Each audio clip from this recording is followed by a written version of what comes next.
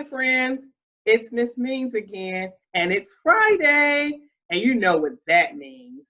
It's Performance Task Day, and I'm so excited. Now I know you're probably saying, why is she so excited about Performance Task Day? Well, let me tell you. I'm excited because this is the day you get a chance to apply things you learned all week in different forms. It's a time to show what you know, okay, with some kind of fun project or activity without much guidance from the teacher. It's all about you, your learning, and that makes me excited. Okay, so let's get started with your warm up and then with your task. Are you ready? Let's go.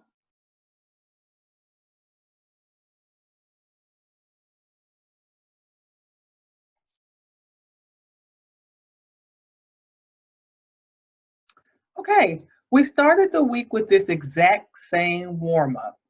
Then later on in the week, I asked if you were given the same task, would you sort the shapes differently?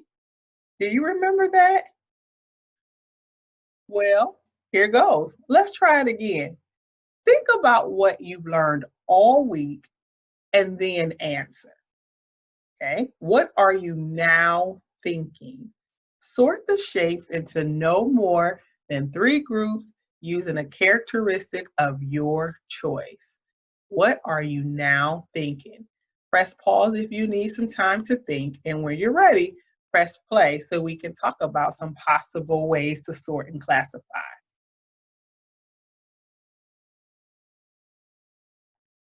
So, how did you sort the shapes this time around? Hmm, what changed for you this time? Did you change the way you sorted or the characteristics you use for each group? Or were you right on target? You were able to sort the shapes into 3 groups and provide multiple characteristics with no problem at all. I'm sure that's the case for you. Well, anyhow, I'm sure this task was much easier this time around, the second time around. I think you got it this time. So let's take a look at the first example. The first example, the cube and rectangular prism were sorted together or put in the same group because they have the same number of faces and edges. The cylinder and sphere because they have no vertices.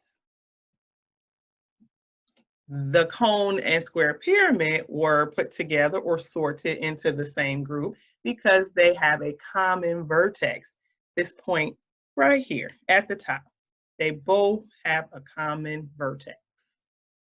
Okay, so I'm sure you probably come up with multiple ways, done this just a little differently than I had, but that's okay. That's okay. The most important part was that you were able to provide characteristics or an attribute for each group. That's what's most important. Okay, let's see another example. The rectangular prism because it has rectangular faces, the only shape that has rectangular faces. The cylinder, cone, and sphere because they're all curved in some way. They were all sorted together because they're all curved in some way. And then the square pyramid and cone because they have at least one square face. Again, those were just 2 examples of ways you could have sorted and even classified. Once more, I'm sure you may have come up with something different, and that's okay. No problem at all. So now that you've warmed up, you've exercised your brain, you got things flowing, let's get ready for our task. And your I can statement for today's task is, I can create models of 3-dimensional shapes, figures, using common household items. This means by the time this task is over, you would have created models of 3D shapes using common items. More specifically, you are to use marshmallows and toothpicks to create 3D shapes. Record the shape of the faces, the number of faces, the number of vertices, and the number of edges for each shape. If you don't have marshmallows, that's perfectly okay. If you don't have toothpicks, that's okay as well. You are to use, or you can use Play-Doh, jelly beans, gumdrop, soft pieces of bread, anything that will allow you to make your structures and keep the toothpick or straw sturdy to build it.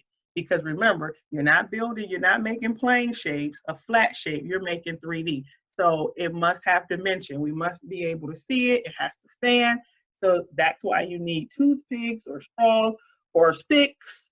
And you're going to need marshmallows or Play-Doh, jelly beans, gumdrops, or anything soft to complete the task. Sounds like a deal? Are you ready?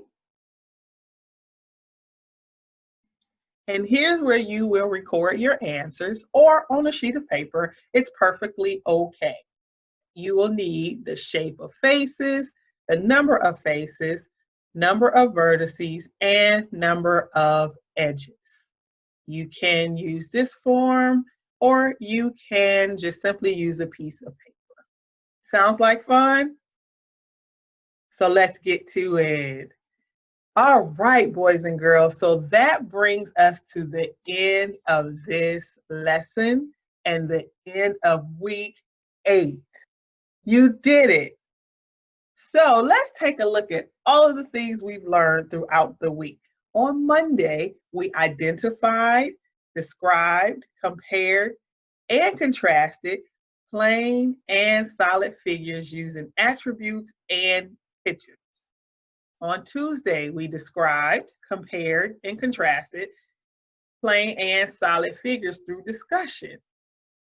On Wednesday, we took a journey through space with Captain Invincible and turned shapes into a personal creation. On Thursday, we identified and described plane and solid figures using real-life examples. You even had a virtual field trip to my kitchen and my dining room table. How fun is that? And I hope you were able to take a field trip through your home or outside and find some wonderful shapes. And Friday, today, we created models, or we will create models of 3D shapes using common items. I hope you have enjoyed the week. Take care, and I'll see you soon.